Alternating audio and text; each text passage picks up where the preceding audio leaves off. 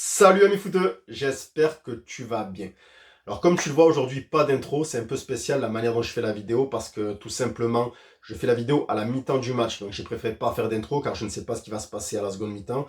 Donc voilà, je pars directement avec mon salut ami footeux habituel et ça ira très bien. Alors les joueurs de l'OM qui pour cette quatrième journée arboraient un très beau maillot pour les 125 ans du club. Le très beau maillot leur réussit pas tant que ça en première mi-temps, même s'ils mènent 1-0 parce que l'OM a quand même eu du mal à développer son jeu. Les Aiglons niçois coupaient bien les transmissions dans cette première mi-temps. Ils empêchaient les joueurs de Marseille de jouer comme ils avaient envie.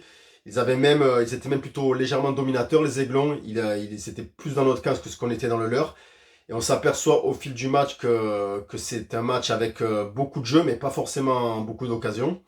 Néanmoins, on s'aperçoit qu'en passant par des joueurs d'expérience comme Neil Maupay, l'OM se créera déjà plus d'occasions, aura plus d'animation offensive.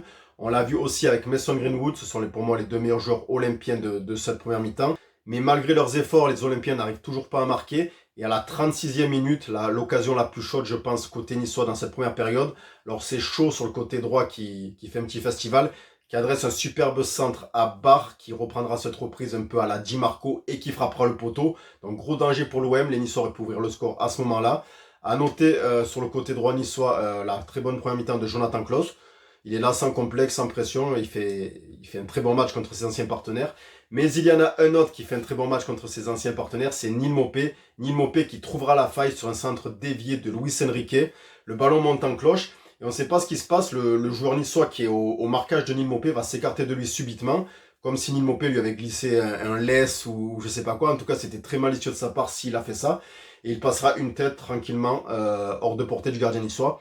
Et l'OM mènera 1-0. On rejoint la mi-temps avec ce score-là. Et je te retrouve tout à l'heure pour la deuxième mi-temps. Voilà, parce que c'est pas comme d'habitude, je t'ai dit, là, je coupe en plein milieu. Voilà. Allez, à tout à l'heure. Je suis de retour. Alors, deuxième mi-temps OM Nice. Alors, dans ce deuxième mi-temps, les Niçois vont exercer une forte pression sur le but marseillais. Voilà, ils vont exercer un pressing très très haut dans le camp marseillais. Ils ne parviendront pas, heureusement, à trouver la faille par chance et aussi par un peu Geronimo Rulli, mais aussi beaucoup par chance. Contre le cours du jeu, décidément, les Niçois aiment se faire refroidir. C'est l'Olympique de Marseille qui doublera la mise avec un très beau but de Luis Enrique.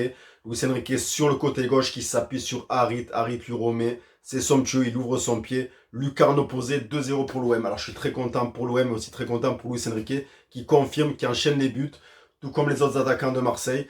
Donc cette année, l'OM en attaque, ça va plutôt bien.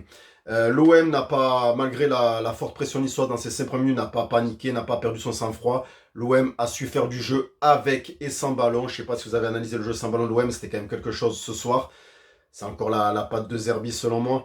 Mais voilà, ça fait plaisir de voir un truc aussi qu'on ne voyait pas l'année dernière, c'est cette solidarité entre les joueurs. J'ai vu notamment Enrique encore lui et Harit redescendre très bas, venir chercher des ballons. Tout comme Kondogbia et Hochberg qui font une paire étonnante au milieu du terrain.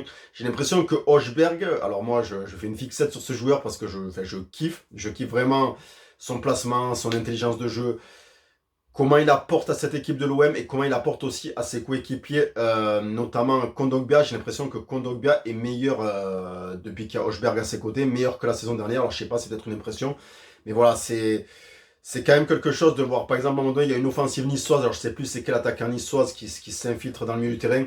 Il est pris de suite par 5 Marseillais. Et voilà, une entente comme ça. On voyait pas trop ça l'année dernière. On l'a un peu vu de temps en temps sur des matchs avec Jean-Louis Gasset, notamment en Coupe d'Europe. Mais sinon, on l'avait pas vu du tout. Et là, cette fois, on le voit.